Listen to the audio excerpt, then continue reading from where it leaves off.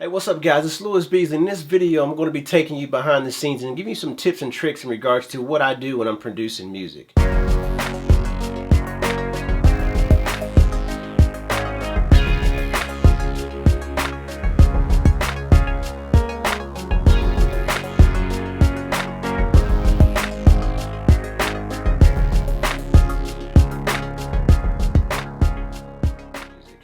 Now, where do you start? That's one of the main questions that I get quite a bit. Every project or every song that you create or you want to create has to start with an idea. So rather that idea is something that you're humming, whether it's a melody you're playing on a guitar or a keyboard, it has to start with an idea. And the goal is to at least get the idea printed down on your hardware, or should I say print it into the computer. And when I say print it, I mean actually record it. Record something simple and then start building elements around that foundation, and in the end you'll end up with a great song, assuming that you have great abilities. It doesn't matter if you use hardware or software, you can still attain professional results using either. So I'm actually using both. I'm using a controller hardware to control what's inside of the computer. The computer holds the software and the controller controls the software as far as the instruments. I am a huge hardware person, and if you've seen some of my old YouTube channels and old YouTube videos, you probably know that this room was once filled with a bunch of different hardware in regards to music production. I still use quite a bit of hardware, but I've kind of narrowed that down for several reasons. One, it's less things I have to plug up, and two, my electric bill was skyrocketing.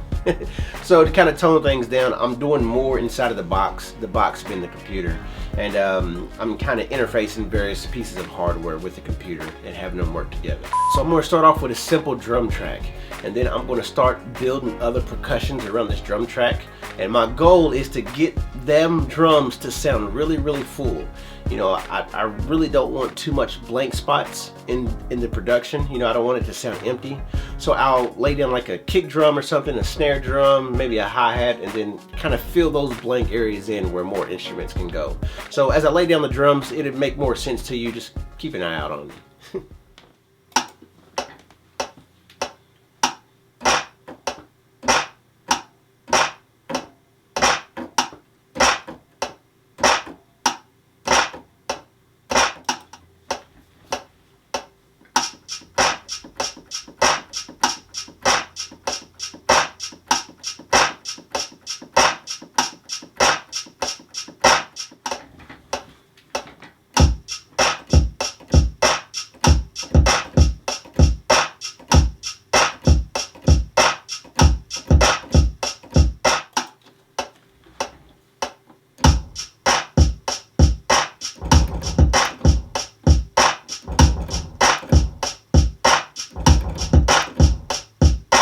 So once I have my drums laid down solid, I normally move on to like the foundation of what's going to give my song that feel, and that's usually like a guitar, piano, it could be a synth or a lead, anything. The goal is to start putting together that main feel of your song, if that makes sense. So in this case, I'm going to start off with a piano. I'm just going to play around on the keys and just record whatever comes to mind.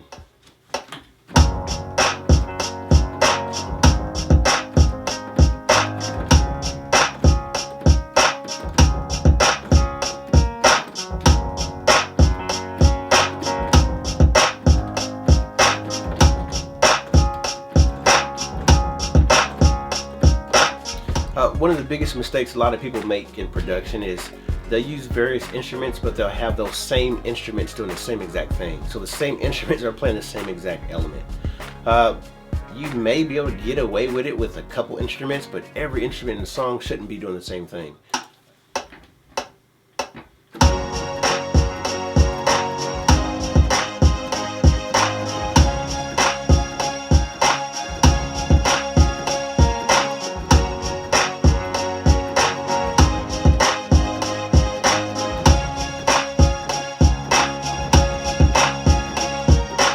I'm gonna tell you a secret that nobody's probably going to tell you. Anytime you're working with like a sequence or something that has its own sounds, the weird sounds always do you justice if you blend them in just right. So don't take it like a weird instrument or a weird type of synth and try to use that as a lead. Sometimes it works, sometimes it doesn't. But the key in most of my production is I'll take a weird sound once I have a good feel and foundation laid down, and I'll blend that weird sound into the mix. So it may be doing something weird, but what it's doing is it's adding body to the song. You know, you don't really notice it because it blends in with everything else, but if you open your ears up and open your eyes up and look at it and listen, look at it. How you gonna look at it? If you actually listen for it, you'll be able to hear it and you'll be like, wow, okay, that is playing along with the other instruments, and you don't even pick up on it because it blends right in with everything else. So the weird sounds, don't be afraid to use them, but you know, use them wisely and fit them right into the mix. Don't make them stand out, you know, louder than the other things, but kind of fit them right in so they have their own place within your mix.